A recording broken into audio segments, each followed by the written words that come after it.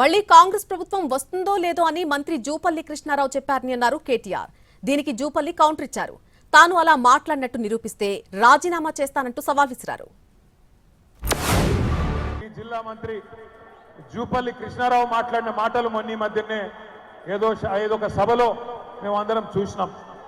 ఆయన చెప్తున్నాడు ఎక్కడో ఆదిలాబాద్లో, అక్కడ ఎమ్మెల్యే గారు అడిగినారు ఆదిలాబాద్లో, కృష్ణారావు గారు మీరు మంత్రి కదా, మాకు ఫలానా పని చేయాలి, మాకు ఫలానా పని చేయాలంటే మీ జిల్లా మంత్రి గారు ఏమంటున్నాడు ఎరికేనా? నేనెట్లా చెప్తా, నాకేం తెలుసు, నేను మళ్ళా గెలుస్తానో సస్తానో తెలియదు, మళ్ళా మా ప్రభుత్వం వస్తుందో రాదో తెలియదు, మేము గెలుస్తామో మా ప్రభుత్వం వస్తుందో మాకు తెలియదు, కాబట్టి మాట ఎట్లా ఇస్తా, నేను మాట ఇయ్యా అని చెప్పి జూపల్లి కృష్ణారావు గారు చెప్తా ఉంటే మేము చూసి నవ్వుకుంటా ఉన్నాం.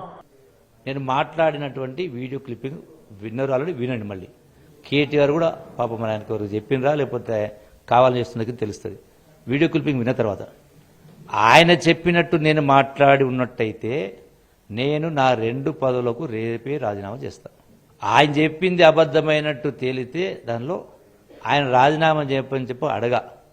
ఇంకా 3 ఏళ్ళు ప్రతిపక్షంలో అట్లే ఉండదు, వచ్చే 5 ఏళ్ళు ప్రతిపక్షంలో కూర్చొని కేవలం నాది పొరపాటు అనేది చెప్తే చాలు. అంటే నిజం మాట్లాడడానికి కూడా నిజాయితీగా ఉండాలంటే కూడా ధైర్యం కావాలి.